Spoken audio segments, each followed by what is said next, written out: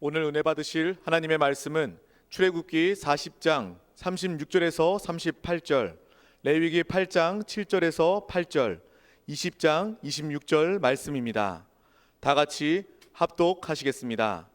구름이 성막 위에서 떠오를 때에는 이스라엘 자손이 그 모든 행진하는 길에 앞으로 나아갔고, 구름이 떠오르지 않을 때에는 떠오르는 날까지 나아가지 아니하였으며, 낮에는 야훼의 구름이 성막 위에 있고 밤에는 불이 그 구름 가운데 있음을 이스라엘의 온 족속이 그 모든 행진하는 길에서 그들의 눈으로 보았더라.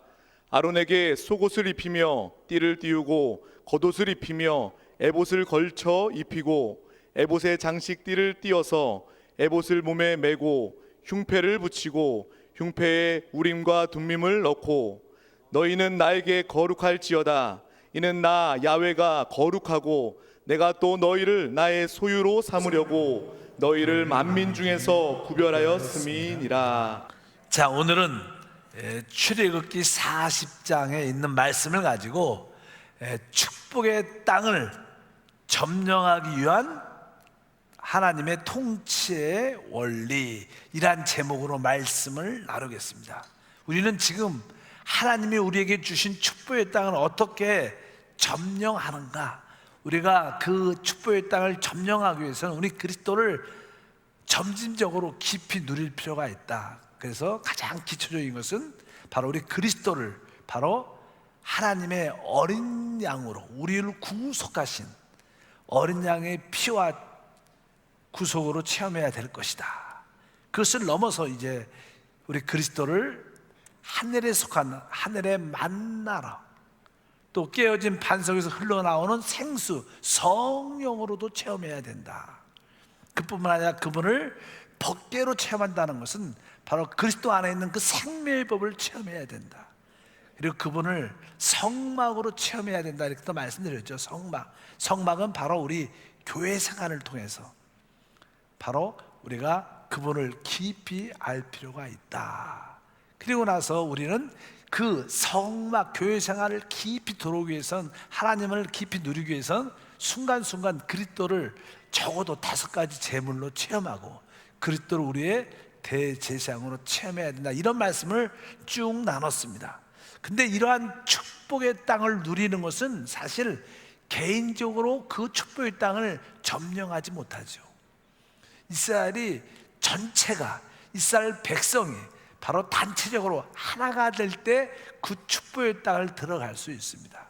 그래서 항상 신앙생활, 주님을 섬기는 것은 개인적인 어떤 축복을 위한 것이 아니라 우리 전체, 단체적인 축복을 위한 것이다. 그런 기본적인 전제가 있어야 되는데, 그러면 우리가 이 단체, 어떻게 보면 군대하고 똑같은 거죠. 우리가 단체적으로 이 축복을 가지려면, 축복의 땅을 누리려면 바로 그 안에, 단체 안에는 항상 질서가 있어야 됩니다. 뭐 군대도 군기 이렇게 말하죠. 요즘에는 이 군대가요, 생각보다 그냥 보내는 부모 입장에서는 좋을 수도 있겠지만, 이제 핸드폰도 이렇게 근무 시간에 이에 쓸 수 있다고 이렇게 됐어요. 얼마나 군인들이 군기가 빠졌는지.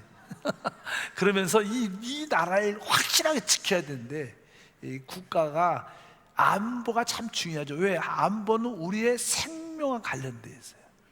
늘 말씀하지만 이 최고의 이 대통령은 바로 이 국민의 생명을 지켜주는 자예요.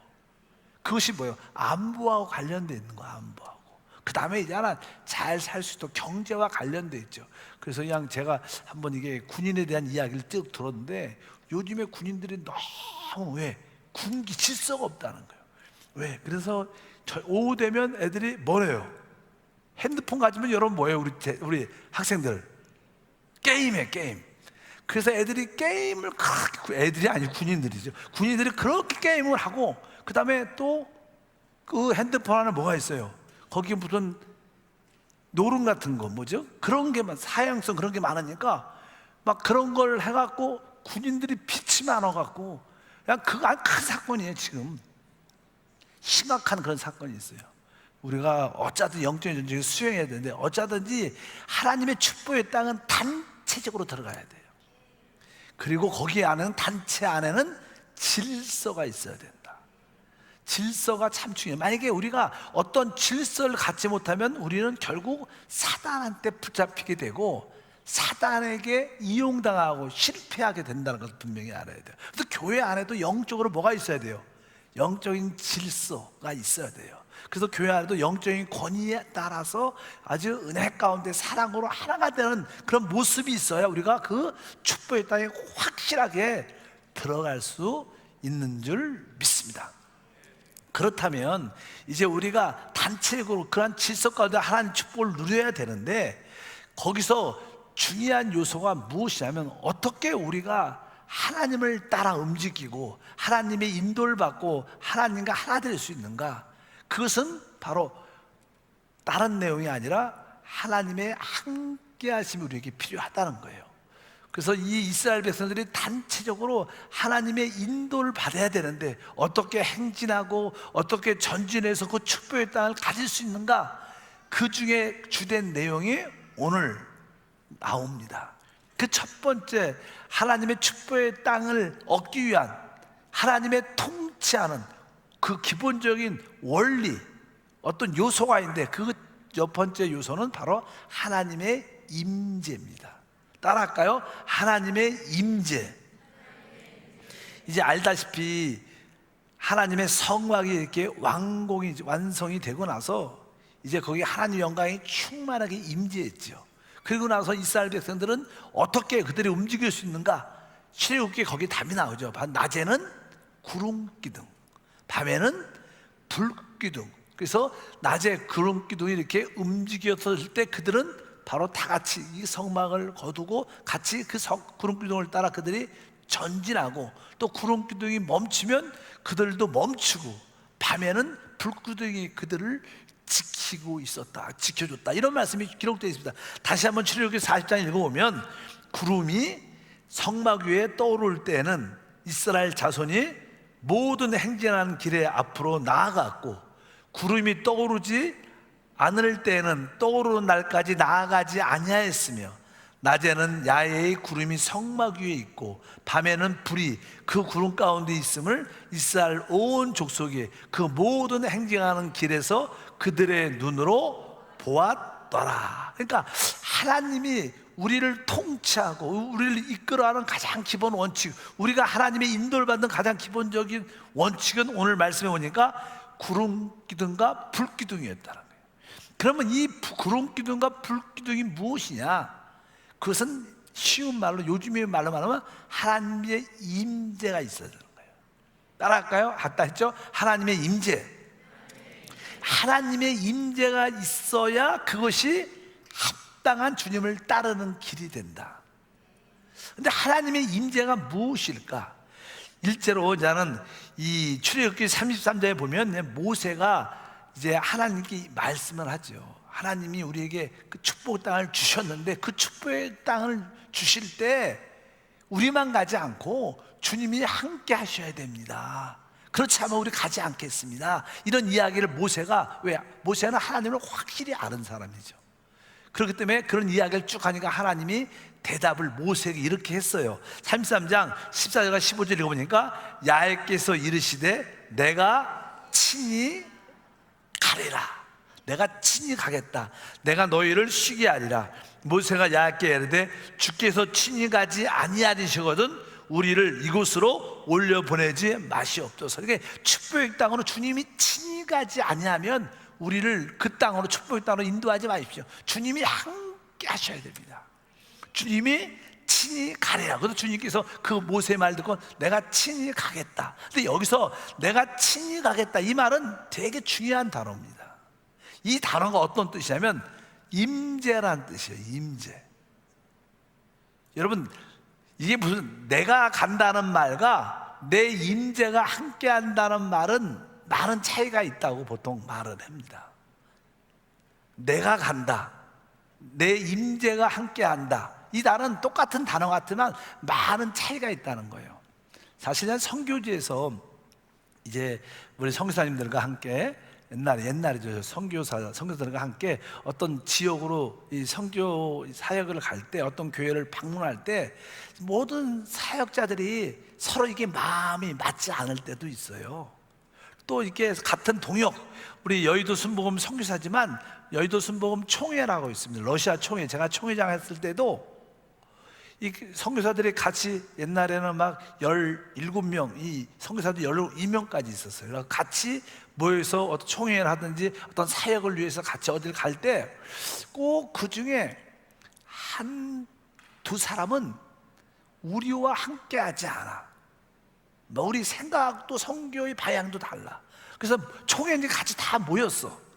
그래서 이제 기차를 타고 요번에 어떤 도시를 갑니다, 어떤 나라를 갑니다, 자 갑니다 하고 기차표를 사고 가면, 우리가 여러분들 카자흐스탄 가면 이게 기차표가 이렇게 와곤으로 돼 있어요. 1번차, 1호차, 2호차, 3호차. 근데 대부분 선교사님들은 1호차를 탔는데 그 한두 분은 꼭 2호차를 타. 같이 가죠, 같이 가. 그래갖고, 그러나 대화도 잘 안 돼요. 또 생각도 좀 많이 다르고, 모든 사람이 하나가 되는 게 아니니까. 그래갖고 이제 우리가 원하는 그 나라와 거기 있는 교회에 참석하면 거기서 또 성교사 너도 나와갖고 현지인 사역자들 환영합니다, 목사님 환영합니다 막 환영하는데, 거기도 같이 또 도착하면 같이 내리죠. 그리고 환영도 받고 식사도 같이 하지만 뭐 대화도 별로 없고 어떤 사역에 대한 나눔도 별로 없어요. 근데 그들은 우리와 어떻게 했어요? 함께 갔어요. 근데 사실 그런데 함께 사역을 하고 같이 대화하고 여러 가지 준비를 해도 같이는 있지만 함께 하진 않는 거예요. 그러니까 그들은 몸은 같이 했지만 그들의 임재는 함께 하지 않은 거예요. 이런 뜻을 우리가 기억을 해야 됩니다. 여러분, 우리는 몸만 가서는 안 되고 그분의 어떠한 존재감, 어떤 함께 임재가 같이 있어야 된다는 거예요. 이것은 하나님도 마찬가지예요. 많은 경우에 하나님이 우리를 도와주시죠. 종종 우리가 하나님한테 막 이렇게 간절히 구하고 진짜 한탄하면서 억울해서 막 하나님한테 구하면 하나님이 어쩔 수 없이 응답 주셔요. 그런데 하나님이 함께하면 느끼지 못해. 여러분들도 지금 여기까지 오신 모든 길이 하나님의 안에서 이루어졌고 하나님이 도와주셨어요, 이렇게 말을 합니다.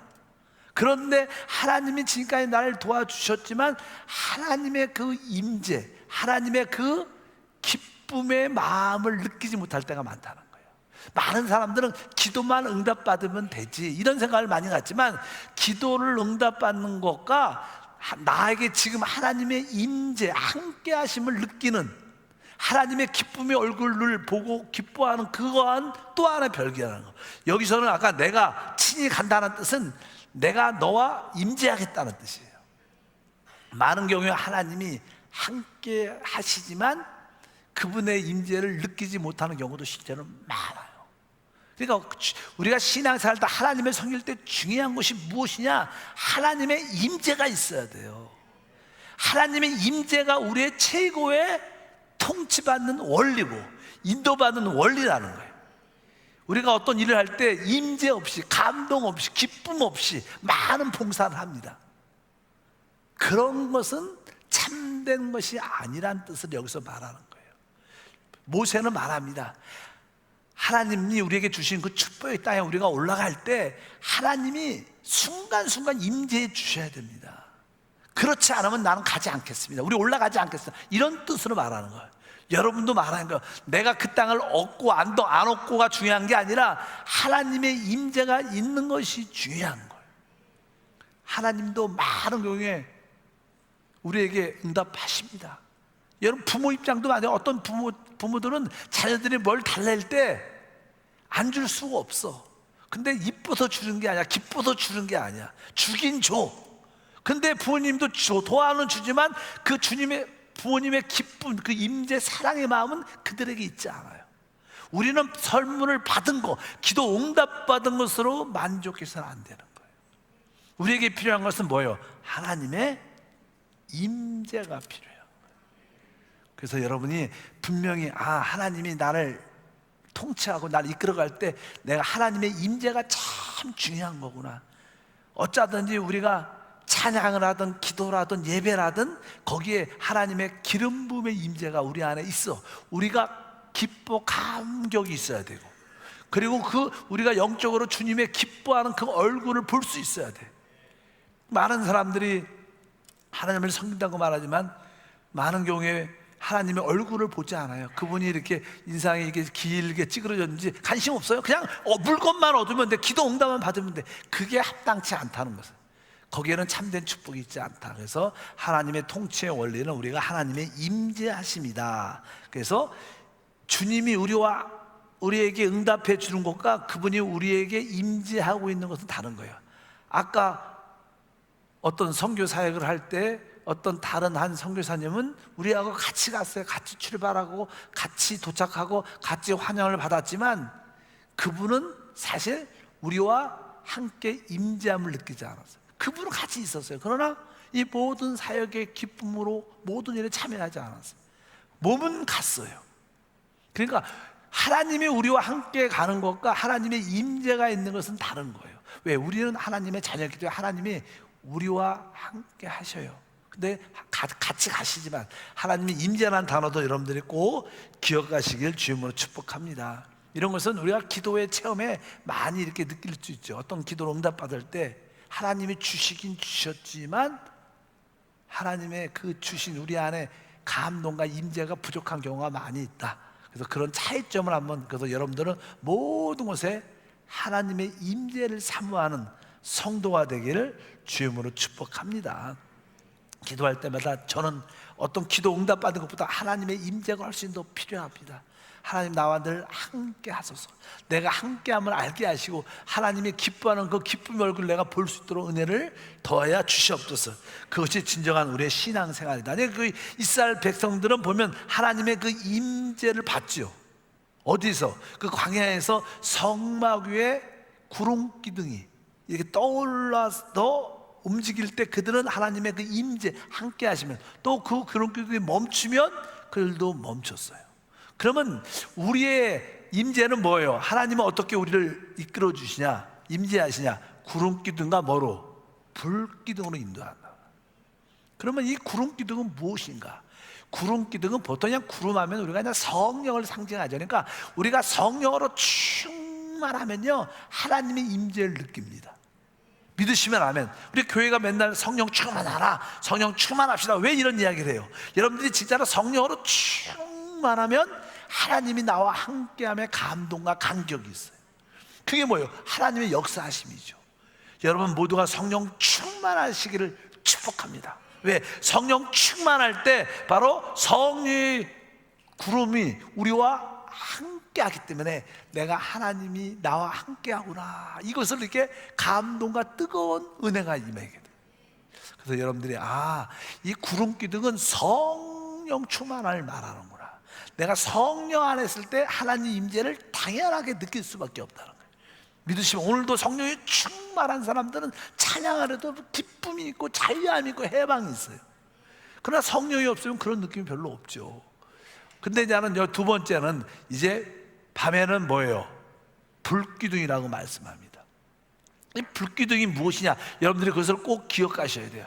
불기둥은 사실 우리가 신앙생활이 아주 낮에 밝을 때가 있어요. 신앙이 밝으면요 성령의 임재를 잘 느껴. 믿으시면 아멘. 함께 하심을 잘 느낄 수 있고 체험할 수 있습니다. 근데 우리 신앙이라는 게 항상 밝지만 않아요. 항상 뜨겁지만 않습니다. 어느 때는 우리의 신앙이 밤처럼 어두울 때가 있어요. 그래서 어두우니까 구름이 잘 안 보여. 그럴 때가 있어요. 우리 신앙이 늘 좋을 때가 있지 않죠. 항상 기복이 있으니까 어느 때는 가라앉고 침체되고 눌려있고, 그래서 이 성령의 감동이 느껴지지 않을 때가 많아요. 그럴 때는 바로 우리에게 무엇이 필요하냐? 그럴 때는 우리에게 하나님의 말씀이 필요한 줄 믿습니다. 그래서 시편 119편에 보면 105절에 주의 말씀은 내 발의 등이요 내 길의 빛이니이다. 그래서 하나님의 말씀은 등과 빛이다. 또 하나님 말씀은 우리를 두들기는 불방망이 같다, 이렇게 마음을 뜨겁게 하는 그런 표현들이 많이 기록되어 있는데, 바로 이 하나님 말씀이 바로 우리의 불과 빛과 등이 된다는 거예요. 그러니까 여러분들이 신앙이 어두울 때, 잘 구별이 안 갈 때, 그때는 여러분들이 뭐예요? 분명하지 않을 때는 뭐로 돌이켜야 돼요? 말씀으로 돌이켜야 돼요. 그래서 여러분들이 말씀으로 자꾸만 돌이켜야 돼요. 여러분들이 성령 충만하지 않으면 분명하지 않아요. 성령의 인도와 감동이 없어요. 그럴 때는 여러분들이 그래, 내가 말씀으로 돌아가서 말씀을 듣고 말씀으로 아멘하고 말씀으로 기도하자. 그러면 다시 한번 하나님의 성령의 역사가 나타난다는 거예요. 그러니까 이 밤의 불기둥은 여러분들이 영적으로 어둡다고 느낄 때, 여러분들이 고난과 환난 가운데 내 인도가 보이지 않을 때, 여러분들이 눌려 있을 때는 여러분들이 바로 뭐 할 때예요? 말씀으로 돌아갈 때. 내 말씀을 돌이키자. 다시 한번 하나님 말씀도 읽고 설교 말씀도 다시 한번 들어보고 반복해서 한번 요약도 해보고, 그러다 보면 다시 한번 여러분 안에 그 말씀의 불이 불타서 다시 한번 성령의 감화 감동이 있다는 거예요. 그래서 첫 번째 하나님의 통치 원리, 우리를 이끌어가는 인도의 원리의 첫 번째는 하나님의 임재다. 하나님 임재는 어디에 있느냐? 성령과 말씀 안에 있다는 사실을 분명히 알아야 된다. 여러분에게 구름 기둥이 날마다 있기를 축복합니다. 또 혹시 어둠 가운데 있을 때, 낙담 가운데, 실망 가운데 있을 때 여러분들은 말씀으로, 말씀의 기둥이 여러분을 붙잡기를 축복합니다. 그럴 때 우리는 바로 하나님의 역사하심을 따라갈 수 있다는 거예요. 두 번째는요, 어떻게 우리가 하나님의 통치 안에서 하나님의 인도를 받을 수 있는가, 그 영적인 질서를 가질 수 있는가. 그래서 이제 사실 구약에서 하나님의 통치를 할 수 있는 사람은 제한되어 있었어요. 그것은 제사장들만 할 수 있어요. 우리가 보통 때 하나님의 인도를 받을 때는요, 아까 뭐 성령의 구름기둥과 말씀 안에 있는 불기둥을 통해서 하나님의 인도를 받습니다. 근데 하나님 백성들이 이렇게 많이 모이다 보면 서로 이해타산과 여러 가지 문제로 인해 서로 다투고 문제가 생겨요. 그래서 서로 미워하고 정죄하고 싸우고 막 여러 가지 문제가 생길 때는 그 문제에 어떤 심판과 판결을 해줘야 돼요. 판결을. 군대도 그렇죠. 누가 그것도 지휘관이, 책임자가 어떤 문제가 생길 때 그 문제에 대해서 답을 내줘서 그 질서를 다 잡아야 된다는 거예요. 교회 안도 마찬가지로 많은 자들이 모이니까 여러 가지 문제가 생기게 됩니다. 만약에 어떤 물질에 돈을 뭐 꿔주고 어떤 문제가 생겼다, 또 상해를 입혔다, 또 어떤 가정에 대한 문제가 있었다 하고 서로 싸울 수가 있다는 거야. 이런 성도들 가운데, 우리 하나님 백성들 가운데 싸움이 생겼어요. 서로에게 싸움이 생겼어요. 어떻게 하겠어요? 이 문제를 가지고 세상 법정에 가겠습니까? 원래 가면 안 되는데 요즘 가더라고요. 그러니까 그들은 하나님 백성들이 아니죠. 그들은 세상 사람들이에요. 이 교회 안에서 일어나는 그런 문제를 갖고 우리가 이제는 세상 사람과 문제가 있다는 법정 가야 돼요. 아주 기도에 그거 세게 이겨야죠. 믿으시면 아멘. 근데 우리 교회 안에서 어떤 서로 부딪힘 때문에, 어떤 이해타산 때문에 싸우는데 그런 걸 가지고 세상 법정에 가면 그건 세상 사람이지 하나님의 백성은 아니죠. 그럼 어떻게 그럴 때 이런 문제를 해결할 수 있겠는가?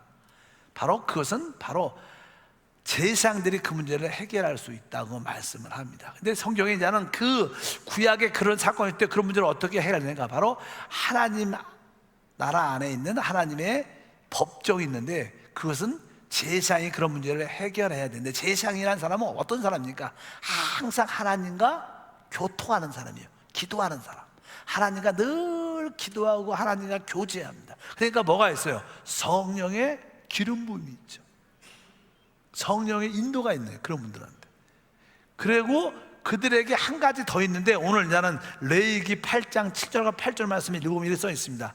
아론에게 속옷을 입히고 띠를 띠우며 겉옷을 입히며 에봇을 걸쳐 입히고 에봇의 장식띠를 띠어서 에봇에 몸을 메고 흉패를 붙이고 흉패에 뭐요? 우림과 둠빔을 넣고. 이 흉패 안에 우림과 둠빔을 넣으라고 말씀하고 있습니다. 이 조끼에다 흉패를 걸쳐갖고 여기에 이렇게 12지파의 보석을 달아요. 3개, 4개 해갖고 12지파의 보석을 달아갖고 이제 보석이 빛이 나죠. 일단은 거기에 나는 이걸 갖고 이런 문제를 갖고 이제 이 우림과 둠빔이라는 것이 있어요. 이게 설명하기 어려운 거예요. 우림과 둠빔인데 이것이 바로 다른 말로 판결 흉패 이렇게 말해요. 따라할까요? 판결 흉패. 이것으로 재판을 하고 답을 내준다는 거. 서로 사람들에게 문제가 가지고 왔다. 그럼 이 문제를 어떻게 해결해 줄까? 어떻게 답을 줄 것인가? 이 판결 흉패를 통해서 하나님의 뜻을 알아 답을, 재판의 결과와 판단을 해준다는 거예요. 그것이 이제 판결, 그래서 우리가 판결 흉패라 그래요. 근데 여기 그냥 보석이, 12지파의 이름의 보석이 달려있죠. 그래서 나는 우림이라는 것은 이게 빛이라는 뜻입니다. 빛이라는 뜻이고, 빛, 하나님의 빛. 그 다음에 둠빔이라는 것은 완전하다. 그러니까 하나님의 빛이 올 때 우리에게는 뭐예요? 완전한 답을 얻게 된다는 거예요. 믿으시면 아멘. 뭐가 올 때요? 하나님의 빛이 와야 그 문제에 완전함을 갖게 돼요. 그래서 우림과 둠빔이 있어요. 그러니까 제사장들이 어떤 사람이냐? 하나님과 교통이 깊은 사람. 그래서 그들에게는 하나님의 기름 부음이 있어요. 그리고 그들에게는 뭘 갖고 있어요? 우림과 둠빔을 갖고 모든 백성들의 문제를 판결해 줘요. 이게 제사장들의 일입니다.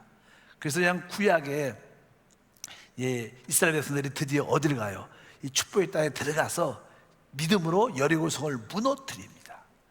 그리고 나서 이제 그 여리고성보다 아주 10배, 10분의 1밖에 안 되는 작은 아이란 성을 정복할 때 패배를 합니다. 그렇게 큰 성도 이겼는데 아주 작은 성에서 이스라엘 백성들이 완전히 패배 사건이 일어나서, 왜 우리가 패배했습니까? 그때 이제는 그 가운데 이 제사장들이 이 판결 흉패를 통해서 결론이 무엇이냐면 아간에 속한 지파에서 이런 일이 났다. 그래서 그 12지파 중에서 아간이 속한 지파가 드러나고, 그 중에 아간이 바로 하나님 것을 탐했기 때문에, 세력들을 탐했기 때문에 이런 실패가 됐다. 그래갖고 그 집안이 멸절당하는, 그때 결론을 낼 때 우림과 둠빔이 판결해줘서 그런 결론이 나요. 예를 들어서 그렇게 모든 사람들의 문제가 있어 제사장들은 그런 문제를 그 가슴에 이렇게 우림과 흉패를 달고 여기에 보석 같은 12지파 이름을 갖고 있어요. 그러니까 이게 무슨 뜻이냐면요, 진짜 하나님의 영적인 제사장들은, 만약에 우리가 교회에서 제가 담임 목사 입장에서 우리 사역자가 있다는 성도들에게 문제가 왔어요. 문제가 있으면 그 문제를 어디에? 진짜 가슴으로 알아야 돼. 그 문제를 가슴으로 진짜 품고, 그 문제를 가슴으로 품고 가슴 안에서 하나님 말씀의 빛을 통해서, 하나님, 이 성도님 이러한 문제가 있는데, 성도들과 이러한 관계 어려움이 있는데 이 문제를 어떻게 해결할까요? 어떻게 해결할까요? 어떻게 해결할까요? 하나님 앞에 말씀의 빛으로 그 성도들의 그 문제 하나하나를 자꾸만 영적으로 읽어봐야 돼. 그분이 왜 이런 말을 했을까? 그럴 때 그 성도님의 마음이 어땠을까? 이분의 마음은 어땠을까? 이게 진짜 사랑의 마음으로, 가슴이라니까, 가슴에 그 흉패가 있으니까 성도들의 문제를 가슴으로 품어야 돼. 그리고 그 문제를 하나하나 그들의 생각, 그 집사님의 그 감정, 그분의 의지, 그분의 그런 것을 다 말씀 안에서 다시 이렇게 기억해 보면서 묵상하고, 그러다 보면 하나님 말씀의 빛이 깨달음을 주죠. 그럴 때 집사님 이런 문제는 이렇게 해결했으면 좋겠습니다. 왜? 하나님의 계시가 온 거예요. 그게 뭐예요? 하나님의 판결이죠. 하나님의 답입니다. 이런 것을 해야 하나님의 인도를 받을 수 있다. 이런 어려운 뜻이 있어요. 이런 뜻입니다. 예를 들어서 쉽게 말하면, 그래서 보통 이제는 유대인 랍비들이 이 우림과 둠빔을 연구를 많이 하죠. 이게 구약 때 어떻게 하나님의 인도를 받았을까? 그래갖고 그 이스라엘 백성들의 문제를 이렇게 제사장이 갖고 오면 그 제사장이 그 문제를 가슴에 품고 하나하나 기도를 하죠. 그러면 이 보석에서 빛이 이렇게 반짝반짝, 이렇게 어떤 보석에 빛이 탁 들어오고 탁탁탁 들어왔고, 그걸 조합해갖고 딱 쓰면 이런 문제가 이렇게 해결되는구나. 아주 기적 같은 놀라운 하나님의 방법이라고 말씀합니다. 이것은 신약에서 그런 뜻을 의미하는 거예요. 여러분 알다시피 사도 바울 같은 경우에 그냥 고린도 교회를 세웠죠. 고린도 교회, 거기에 아주 분쟁의 마음, 나눠줌의 문제, 음행의 문제, 결혼의 문제, 여러 가지 아주 복잡한 문제, 세상의 소송에 대한 문제가 많았어요. 그래서 나는 이런 문제를 어떻게 해결하는가? 그러면 사도 바울 같은 경우는 바로 고린도 성도들의 그 개인적인 여러 가지 교회 안에 있는 문제들을 가슴 안에 다 품죠. 가슴 안에 품어서 그것을 하나하나 주님한테 기도하는 거. 하나님, 이런 문제가 생기고 있습니다. 이 문제를 어떻게 해결할까요? 하나님께서 말씀의 빛을 주셔서 깨닫게 빛이 나게 해요. 그러니까 계속 하나님 말씀을 구하면서, 또 저뿐만 아니라 고린도 교회 모든 재직과 일꾼들에게 말씀의 빛을 비추셔서 그들이 깨닫게 도와주옵소서. 계속 기도하고 계속 그 말씀을 묵상하고 그 고린도 성도들의 어려운 그들의 생각과 감정과 의지를 영적으로 읽어보는 거예요. 성도들의 마음을 영적으로 읽어봐야 돼요. 성도들의 감정을 영적으로 읽어봐야 돼요. 성도들의 그 의지를 영적으로 어떻게 읽어봐야 되는 거예요. 믿으시면 아멘. 그렇게 하면서 계속 말씀을 가지고 기도하면 그 말씀 안에 뭐가 있어요? 빛이 있으니까 그 빛을 통해서 깨달으면, 하나님이 이렇게 답을 내기를 원하시구나. 그래서 그 고린도전서를 쓰지요. 그냥 뭐 인간적인 생각으로 이런 문제가 생겼으니까 어떻게 하면 좋을까, 누구 이렇게 같이 생각해보고 우리 논리적으로 이렇게 그렇게 하는 게 아니에요.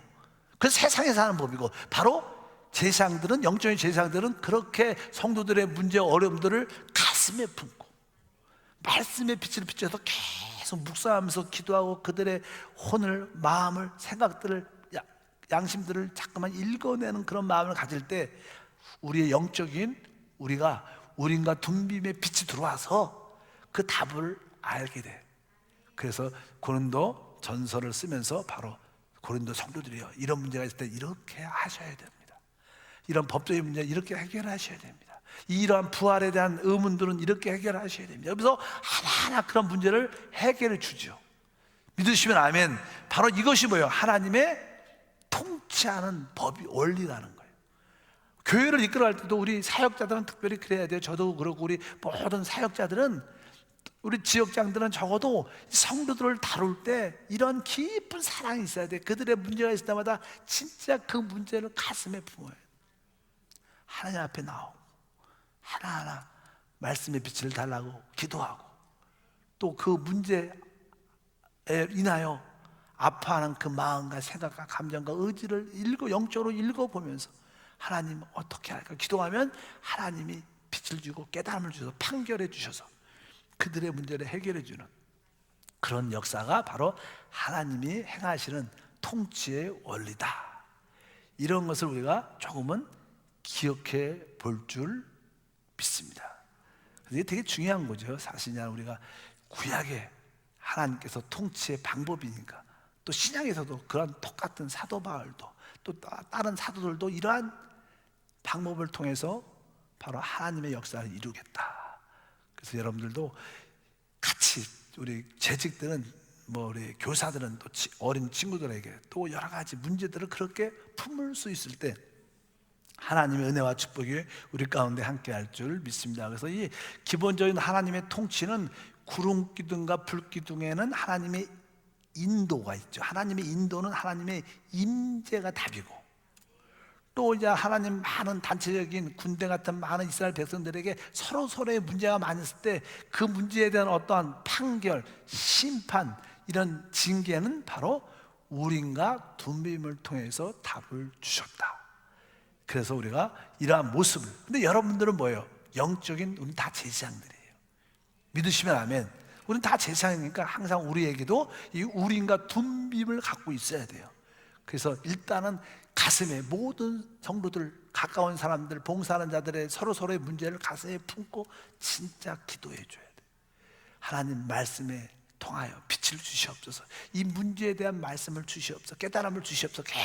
계속 품고 그들의 마음을 읽어내고 또 기도하면서 읽어내면 그 말씀 안에 빛이 와서 분명하게 그 답을 하나님이 주신다. 이것이 뭐예요? 우리 생명의 법인 줄 믿습니다. 이렇게 우리는 사람들을 어떻게 이끌어갈 필요가 있다. 그래서 구약의 제사장만이 이 모든 백성들의 문제를 판결할 수 있었어요. 왜? 그런 법을, 원리를 따라서 할 수 있었기 때문에. 그래서 우리는 결코 교회 안에서는요, 세상 법으로 이끌어가서는 절대로 안 된다. 우리가 세상 사람과 싸울 때는 법적으로, 논리적으로 확실하게 해야죠. 그러나 우리 믿는 사람끼리, 하나님 백성끼리는 그래서 안 된다. 우리가 영적인 제사장으로서 또 사역자 앞에 나와서 그 답을 듣고 또 그 답에 순종하고 질서를 지키는 믿음의 모습을 보일 때 하나님의 축복이 우리 가운데 함께할 줄 믿습니다. 아까 우리는 제사장이 됐어요. 다 우리는 너희는 왕 같은 제사장. 제사장들이 아까 몇 가지 세 가지를 갖고 있어요. 뭐예요? 하나님과 교제, 교통이 있었어요. 우리 지금 여러분들 이 예배가 뭐예요? 교제와 교통이죠. 또 기도가 뭐예요? 예배와 교통이니까 하나님과 깊은 교제가 있어야 돼요. 이런 기도의 이런 찬양과 예배를 통해서 하나님과 기도와 교제와 교통이 있으면 뭐가 있어요? 성령의 기름 부음이죠. 제사장들은 교통을 통해서 성령의 기름 부음을 가져야 되고, 또 한 가지는 영적인 우린과 둔빔을 갖고 가슴에 갖고 있어야 돼요. 성도들 진심으로 사랑해야 돼요. 서로를 진심으로 사랑하고 그 사랑으로 기도하고 사랑 안에서 그 문제를 해결할 수 있는 지혜와 은혜가 우리 가운데 함께해야 될 줄 믿습니다. 그럼 이제 세 번째는 한 가지가 더 있는데, 그것은 다른 게 아니라 이제 이 레위기가 이제 하나님 백성들이 어떻게 하나님을 섬길 것인가, 그러면서 이제는 레위기 뒷부분은 하나님이 어떻게 행동하고 어떻게 행해야 되는가, 그런 말씀들이 많이 기록되어 있습니다. 그래서 우리 예를 들어서 레위기 26장 46절에 보면 이런 말씀이 기록돼요. 마지막 뒤에 보면 이것은 야훼께서 시내산에서 자기와 이스라엘 자손 사이에 모세를 통하여 세우신 규례와 법도와 율법이니라. 왜 하나님이 이스라엘 백성들에게 나중에는, 처음에는 그냥 어떻게 제사를 드리고 제사장들은 어떻게 하나님을 섬기고 나중에는 그냥 어떻게 행동하고 어떻게 구별된 삶을 살아야 되는가, 이런 얘기를 쭉 하면서 결론이 뭐냐면 이것이 하나님이 세우신 규례와 법도와 율법이다. 왜 이러한 규율을 줬는가? 그 목적은 바로 우리를 거룩하게 살기 위한 거예요. 거룩하게. 우리가 거룩한 삶을 살아야만이 하나님의 그 질서의 완성이 이루어지는 줄 믿습니다. 그래서 우리가 거룩하게 사는 것이 되게 중요합니다. 그래서 이 말씀 보면 어떻게 우리가 구별된 삶을 살 수 있는가? 첫째, 우리는, 여러분들이 꼭 기억해야 될 것은 나는 하나님의 뭐예요? 백성이다. 이걸 기억해야 돼요. 나는 하나님의 백성이다. 우리는 세상 사람이 아니에요. 나는 뭐예요? 하나님의 백성이다. 그러니까 세상 사람들은 할 수 있는 일을 우리는 다 할 수 있지 않아요. 세상 사람들은 어떤 말도 다 할 수 있지만 우리는 다르죠. 여러분들이 어떤 물건을 살 때도 내가 하나님 백성으로서 사야 돼. 내가 직장을 어떤 사업을 할 때도 적어도 내가 하나님 백성이지, 이 인식은 있어야 돼. 믿으시면 아멘. 무엇을 할 때라도 뭐가 있어요? 내가 하나님의 백성이란 인식은 가져야 돼요. 그래야 우리가 거룩한 구별된 삶을 살 수 있습니다. 뭐 사람마다 요즘에는 문화가 다 다르니까, 문화가 옛날과 또 다르죠. 옛날에는 극장 가면 옛날엔 좀 이렇게 안 된다 이런 생각이 많지. 요즘은 워낙 문화생활이 쉽게 돼갖고 뭐 극장 가는 게 뭐 나쁘다 그렇게 말하기 쉽지 않죠. 그러나 우리가 한 번쯤은 내가 어떤 뭐 술집을 가든지, 뭐 잘 안 가죠. 술집을 갈 때도 내가 하나님 백성이지. 내가 또 회사에서 회식을 갈 때 내가 하나님 백성이지. 이런 인식은 한 번쯤은 다 해야지 우리가 구별된 거룩된 백성의 삶을 살아낼 수 있다는 거예요. 그럴 때 우리가 하나님의 통치 안에 있다는 것을 우리가 깨닫게 될 줄 믿습니다. 그래서 레위기 20장 26절에 너희는 나에게 거룩할지어다. 이는 나 여호와가 거룩하고 내가 또한 너희를 나의 소유로 삼으려고 너희를 만민 중에서 어떻게 했어요? 구별했다. 바로 우리를, 하나님께서 우리를 가지려고 우리를 어떻게 세상 사람들과 다르게 구별했다는 거. 그러니까 여러분들은 세상 사람과 구별된 모습은 있어야 돼요. 그래서 여러분 마음속에 나는 그래 하나님 백성이지. 아멘. 뭐 우리는 뭐 하나님 백성이니까 세상 사람들은 다 그렇게 해도 그런 일을 하려고 하다가 그거를 나는 하나님 백성이지 한 인식을 한번 가져봐야 돼. 그럼 여러분들은 조금씩 어떻게 구별된 모습을 갖게 돼요. 그럴 때 여러분 안에 하나님의 통치와 축복이 나타날 줄 믿습니다. 그래서 주님이 나는 거룩하다, 너희도 거룩하라. 이것은 거룩이라는 것은 다른 뜻이 아니라 구별돼야 된다는 거예요. 하나님은 통속적이지 않아요. 우리 하나님은 세상적이지 않아요. 그래서 우리도 너무 세상적이고 통속적인 그런 보통 사람적인 생각을 가지면 안 된다는 거예요. 세상 사람이 하니까 나도 할 수 있다, 그렇게 생각한다는 거예요. 바로 이런 기본적인 원칙을 우리가 소유를 해야 된다는 거예요. 그래야 우리가 진짜 그 축복의 땅을 진짜 가질 수 있다는 거예요. 축복의 땅, 이런 것이 안 되면 축복의 땅을 온전히 갖기가 어렵죠. 가져도 또 다 잃어버리죠, 나중에. 이스라엘 백성들이 나중에 다 잃어버리죠. 왜? 이것을 온전히 지키지 못합니다. 우리가 진짜 하나님이 주신 축복의 땅 그리스도를 온전히 누리려면 적어도 이러한 세 가지 기본적인 원칙을 기억해야 돼. 하나님의 임재하에 있는 삶, 특별히 바로 우리에게 어떠한 문제가 있을 때 그것을 인간적인 세상적인 법정이 아니라 하나님의 법 안에서, 우린과 둔빔 안에서 해결하는 지혜, 또 세상과 구별된 모습을 가져야 우리가 늘 말씀하는 주제가 뭐예요? 축복의 땅인 그리스도를 점령해야 돼요. 그 축복의 땅을 다 소유해야죠. 바로 기본이란 원리를 소유해야지만 진짜 축복의 땅 그리스도를 갈 수 있다는 것을 여러분들이 기억을 하셔야 될 줄 믿습니다. 이번 추석 명절 맞아요. 세상 사람과 똑같이 행할 수 있지는 않죠. 우리는 무엇인가 달라야 되는 거예요. 그것이 쉽지 않지만, 그러나 우리 안에 생명이신 그리스도, 내주하는 그리스도, 우리를 내적으로 통제하는 주님이, 하나님이 우리 안에 계셔요. 믿으시면 아멘. 바로 우리가 그 통제를 따라 살아갈 때 우리는 진짜 축복의 땅인 그리스도를 다 소유해서 진짜 우리가 말하는 영혼이 잘 되고 범사가 잘 되고 강건한 축복이 우리 가운데 함께할 줄 믿습니다. 그래서 이게 세 가지에 대한 이해를 여러분들이 가져야 된다. 뭐 뒤에서부터 이야기하면 내가 하나님 백성으로서 내가 구별돼야 된다. 세상 사람처럼 똑같이 행동하면 한다. 그들은 살 수 있어도 나는 그것을 가질 수 있지 않다. 그들은 말 다 할 수 있지만 우리는 그렇지 않다. 구별된 모습이 있어야 된다. 그리고 서로의 어떤 문제가 있을 때마다 우린과 둔빔에 대한 이해를 가져야 돼요. 항상 그냥 인간적인 논리와 생각으로 따져서 답을 내지 말고 항상 그런 문제를 마음에 깊이 품고 마음 안에서 그 사람과의 관계를, 또 그 사람들의 마음을, 감정을 한번 읽어보고 또 말씀 안에서 하나님 빛을 주시옵소서. 이렇게 해서 이런 문제를 서로 해결해 가야지 하나님의 참된 백성인 줄 믿습니다. 그리고 여러분 안에 말씀과 성령과 말씀 안에서 충만하여 하나님의 임재를 따라 움직이는, 그래서 우리 그런 은혜가 있길 주님을 축복합니다. 그래서 찬양, 제가 오늘 한번 우리 잘 아는 찬양, 하늘의 문을 여소서, 원래 제목은요 임재입니다. 임재. 임재가 중요한 거구나. 임재. 이 찬양을 한번 하겠습니다. 자, 우리 한번 앞에 나와서 찬양 임재 한번 불러보겠습니다. 자, 일어나시겠습니다.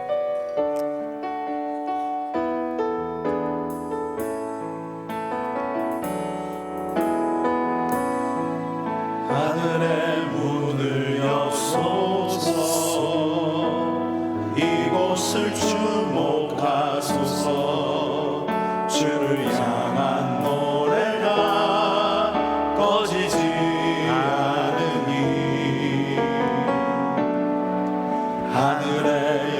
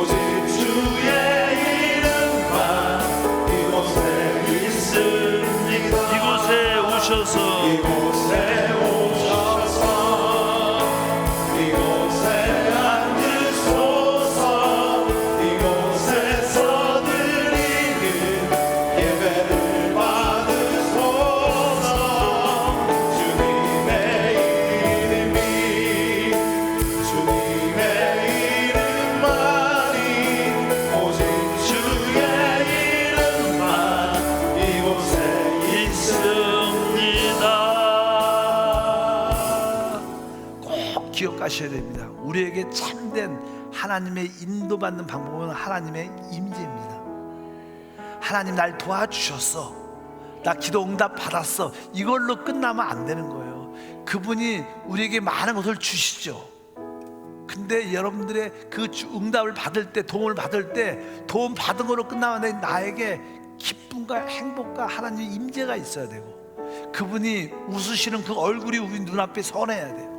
주님이 아주 기뻐서 주시는 그 임재, 그것을 구별할 수 있어야 돼요. 많은 경우에 하나님이 여러분과 같이 가지만 여러분에게는 임재가 없는 경우도 많습니다. 우리의 실패는 거기에 있는 거예요. 하나님 안에서 이루어졌어요. 어떤 사람의 결혼은 하나님 안에서 이루어졌어요. 근데 하나님의 임재는 없어요. 그러니까 나중에 힘들어지죠. 어려워지는 거죠. 어떤 사람은 하나님 자기가 원하는 대로 기도 응답 받았어요. 직장도 사업을 했어요. 근데 거기에 하나님의 임재는 없는 거예요. 야, 진짜 중요한 게 임재구나. 그것을 깨닫기를 축복합니다. 하나님, 주님의 임재를 느끼지 않으면, 주님의 감동이 없으면 나도 안 하겠습니다. 아무리 좋아도 안 하겠습니다.